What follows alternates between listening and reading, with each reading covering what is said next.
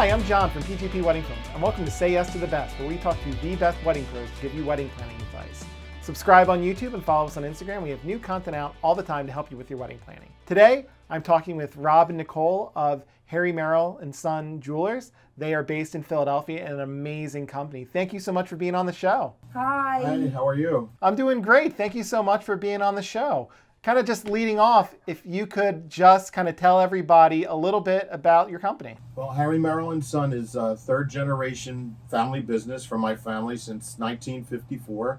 My grandfather, my mother, and uncle started the business, and we've been in the same location here on Jewelers Row for 67 years. And we just really enjoy getting to know and working with people in general, more so than the traditional approach of sales. We like to be informative and transparent and really educate the consumer on all the different options we offer, like antique jewelry and vintage jewelry, custom jewelry, even reworking their estate and family pieces that might be handed down and be somebody's like sentimental, really cool memory of their grandma wearing it, but not their taste. So we can rework it and create something new with them. And we use like a new state-of-the-art CAD design system to make that happen. And we have a really cool staff that everyone seems to vibe with, and it's a really fun experience. So I know we were talking a little bit about how buying an engagement ring can really be something that people don't know much about. I know when I got engaged, as a 20-something-year-old and wanting to do that for, my now wife, it's like, what do I do? I've never had to shop for anything so important. So we definitely wanted to touch a little bit on that. So just kind of leading off, what should, people looking to buy an engagement ring really be looking at when they're evaluating, a stone in a ring? So I definitely think you need to be educated. You need to go to a place where you're going to get the proper education. You're not going to feel rushed. You're not going to feel pressured to buy that day. There's a lot that goes into a diamond. I say first, what we like to do with our clients, we like to do a breakdown of the 4 C's, really go into the educational aspect while showing them the individual diamonds, carat, and basically go from there and then have them sleep on it, come back and ask more questions. I think trying to fit everything in one day is very stressful. So we like to do the educational aspect, but also while you're viewing the diamonds and seeing where each 4C fits in the individual diamond. So what are all those individual things? For someone who has no idea, what does that mean? Clarity and cut? Yes. So the 4 C's of diamonds make up the cost of a diamond. Each C is very important. So you have the first C, which is cut, which is very important. I would say the most important of the 4 C's. And you need a diamond that is cut proportionately. Sometimes you have a diamond that is cut a little longer. So what you're seeing when you look in is kind of like a fisheye. So when you're shopping for a diamond, you want the sparkle to be equal. So when you're shopping for a diamond that isn't well cut, it's not going to give that amount of fire and brilliance. So that's really important. And when you're grading cut, you have ideal, which is another word for excellent. And then you have very good cut, and fair. So you want to really stay away from good and fair and stay more of very good and ideal or excellent cut. And then the next C would be color. That's obviously the amount of yellow that appears in the diamond. So they're done in brackets. So you have colorless, near colorless, faint yellow, and then you have fancy yellow. And that starts from D and it goes from the alphabet down the scale. So the closer you are to Z is the more yellow, and the further you are up towards D is the more whiter. And then the next C is clarity. Those are all the natural imperfections. We call the inclusions or clarity characteristics. They're the amount of natural imperfections in the diamond, because a diamond is a rock, comes from the ground. They're not always going to be perfect. So basically, they're also done in brackets. So you have internally flawless, which is IF, and flawless, which is FL. And then it goes to VVS, very, very slightly included. Then you have VS, very slightly included. And then you have I, which is included. And the same thing, the higher you are up towards flawless, the more rare, the more expensive.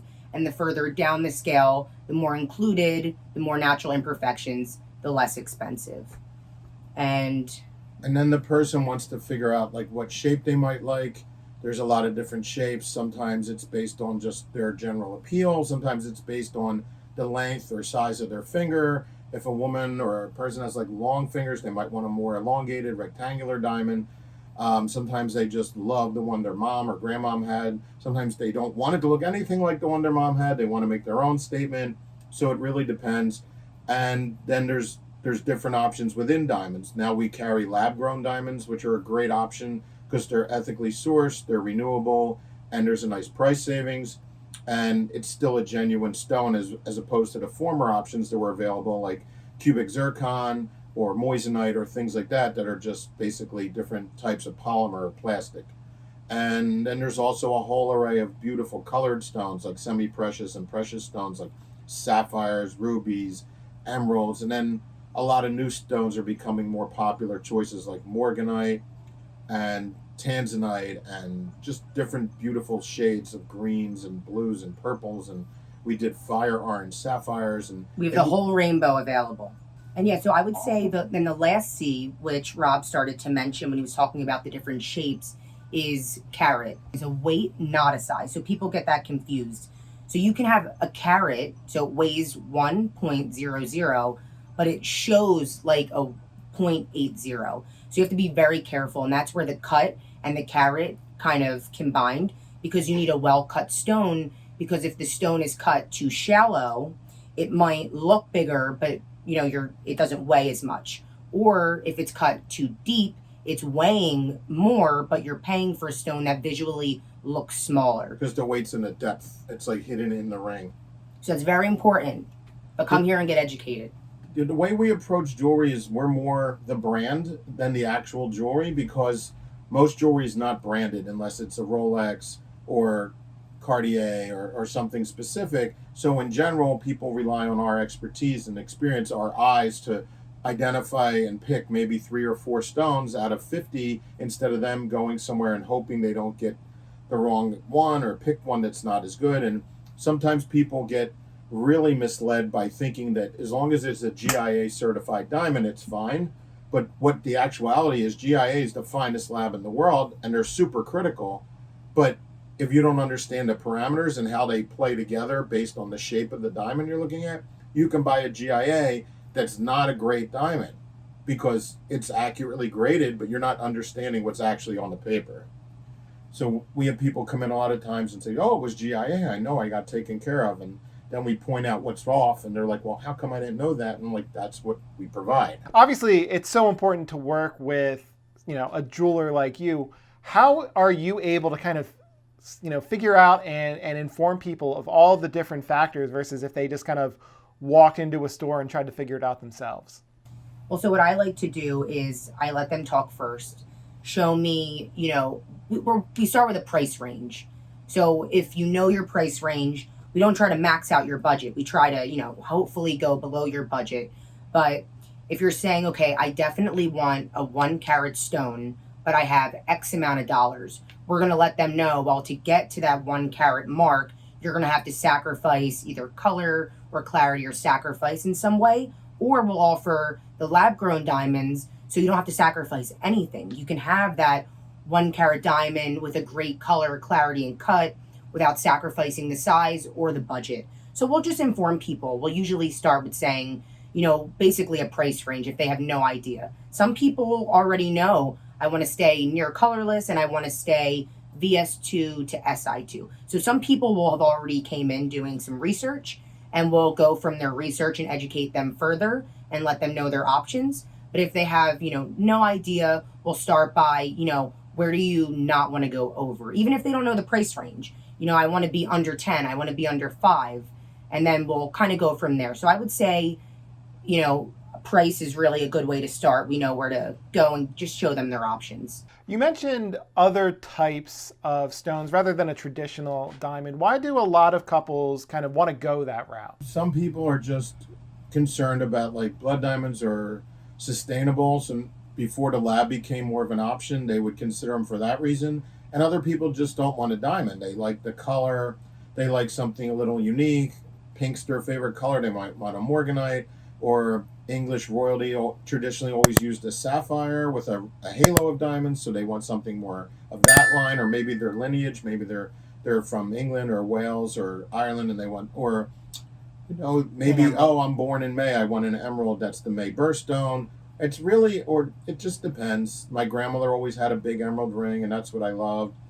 There's not really any definitive answer to that question. And besides discussing price and budget, like Nicole was saying, a lot of times we'll ask them if they have photos or a Pinterest board. Sometimes the girlfriend puts something together. And then traditionally it was always the guy came in and bought it, and that was that. And that's really gone from the majority to the vast minority. Yes. Now it's traditionally the guy with the girl, and they pick out 3 or 4, narrow it down, then he comes back and surprises her. The guy comes back with his mother, his mother-in-law, her sister, her best friend, her group of friends. It's really fun. And what's also great is we are allies of the LGBTQA plus community, and a lot of times those same-sex couples will come in and work together, and then they'll come in separate, and the one partner will purchase a ring and then surprise the other partner. And what we do, which is really great, is we have what we call an inquiry sheet. So basically, the couple will come in, they'll write down their options, we'll put, attached photos that they send us, and then the individual person will come in and purchase for the other person, and then they surprise each other that way. So that you're getting something you like, but you still have that surprise aspect.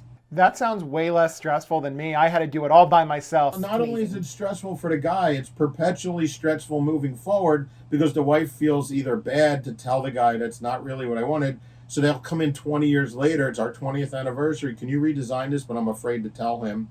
Or the guy's like, oh, I picked it, you're not changing it. Like, we hear the whole gambit. So this really takes that out of the equation. Yeah. I'm lucky. My wife just left a lot of pictures open for me to figure it out. It wasn't too hard. I had some breadcrumbs. And also, like, what we do on our inquiry sheets is, like, say, I like these 3 different designs. They're very different, but I love them all. We'll write down the 3. And then the one person comes in and says, okay, I know my partner loves all 3 of these. I'm going to pick the one that I think resonates with myself and our relationship. And then they'll purchase the one. So you're still getting the surprise aspect, but you're going to like any of the options. So what do you guys think some of the advantages of these alternative center stones can be? So definitely price and, sustainability to the environment. There's no erosion from digging. And also, I'm not sure if the blood diamonds is still going on. I think that they're handling that pretty well. But, you never know.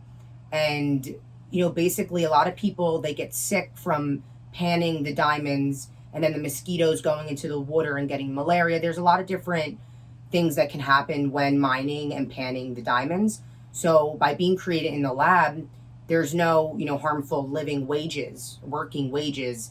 You're not harming the environment, and also the workers aren't being harmed. And in addition to the lab stones, we look and seek out these old mine cut diamonds from the late 1800s, early 1900s, and they're really beautiful and unique because they are cut to reflect more light with what little light was available in the early 1900s. So now we have all types of bulbs and lighting. Then they just had daylight and incandescence. So the stones were cut more like a kaleidoscope inside, and they just have like this really elegant shine to them. And people love seeing them side by side, and they think it's such a little stone. And when they look into it and realize such a dramatic difference, it's just a really fun process. And also the history. I mean, like, not only the cut, like, those are personally my favorite cut of diamonds, or the old mine cut. I mean, I see diamonds all day, every day, and they're most definitely my favorite. The cut, it kind of, I would say the modern cut diamonds are cut very symmetrical and perfect. And the old mine diamonds, the faceting is a little bit less symmetrical, more blocky and wide. So it kind of looks like a kaleidoscope.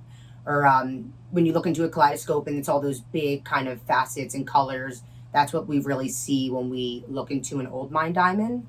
And also, I mean, they're old. It's an heirloom diamond. I think that's just amazing. Being cut pre-World War II, I mean, that's just fantastic that we even are still able to have these diamonds in these great conditions and are able to pass them on. Plus, it checks the renewable resource box because we're kind of, not recycling is the wrong word, but No, repurposing. repurposed, recycled, So it's nice. reusing. And even though there's very subtle differences based on our experience and looking at these diamonds under magnification, we can tell if it's 1940s, 1920s, 1800s. It's really cool. Someone comes in, they find the stone that they love. How easy is it to kind of then pick the ring that center stone goes around, depending on the different cuts and the different type of stone? It used to be a little more of a challenge because you had like catalogs or books of traditional settings, and you had like some interchangeable boxes to set it, but you kind of had to work, and sometimes it was okay. But now with CAD, you start with your center stone and build out from it, so it's endless. Like, oh, and then we do also have made rings for people we've never met in person via Zoom, via email, via FaceTime. Through COVID, we made an incredibly complex ring for a woman in Detroit, Michigan. She sent us photos of a summer vacation on a beach and told us to find a sapphire that matched the watercolor in the photo. And then she wanted this beautiful trapezoid cut, so the sapphire had to go to a special cutter.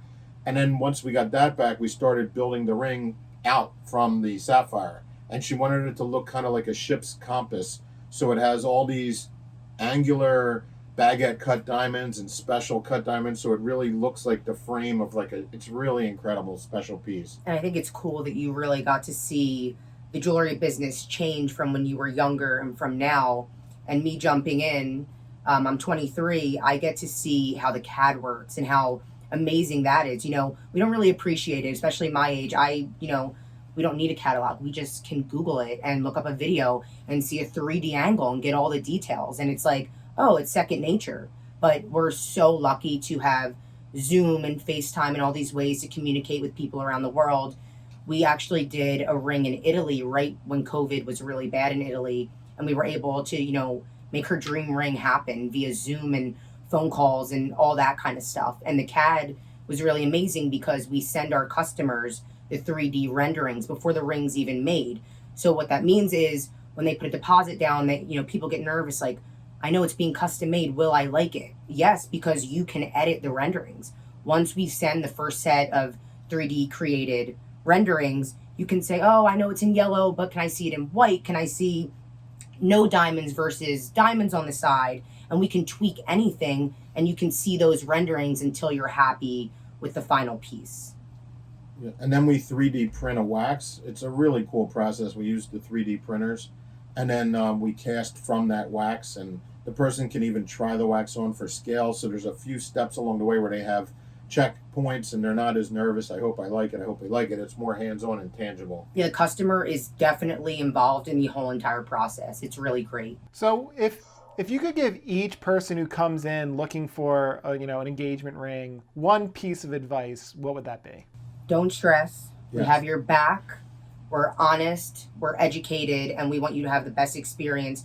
We don't want this to be a negative or stressful time. We want this to be a beautiful part of your life. And we're so honored to be involved in this special occasion. And we just want to have fun. You want to be educated. We understand it's a lot of money, but we also want you to enjoy the process. And it doesn't have to be a crazy budget. We can make an incredible custom ring for $800, $1,000. We can make one for tens of thousands of dollars. And we have these sweet estate rings with the original antique diamonds. The whole setting is from sometimes the 1800s to the 1960s even. For as little as $300-$400. So it really fits everybody. Yeah, we work in all price ranges. No one's excluded. So obviously you guys are able to provide a ton of support to your customers. What's the process like as far as payment and where it can be shipped to and all of the logistics that go into it? If it's a custom, unless they're taking a finished piece out the door, which would have to be paid in some way before we take it and deliver it, they can start with as little as like $100 or $200 deposit to start custom images. And then when the images are complete, they can make another payment. And then when we start metal, we can break it up and make it simple. Shipping out of the state saves them local tax, so that's a helpful savings. We don't charge for the shipping. And we can ship, we've shipped rings to Japan, to Canada, to Italy, to, I'm trying to think, all over Switzerland, England. So The locations are unlimited. We actually met a sailor with a package at the port of Tokyo so he could get engaged when he was on leave. So we've done some pretty cool stuff. But it's simple. We try and take all the stress out of it. Well, thank you guys so much for being a part of the show. Thank you so much. It was really fun. You can find all of their information below, as well as a blog post that kind of goes into a lot of the things that we touched on in this episode. So if you want to go back, especially as you're going through the process and you want to review all the great tips you got here, definitely head there and check that out as you're doing your engagement ring shopping. And thank you for watching Say Yes to the Best. Subscribe on YouTube, follow us on Instagram and Facebook. We have new content out all the time to help you with your wedding planning. Thanks and happy planning.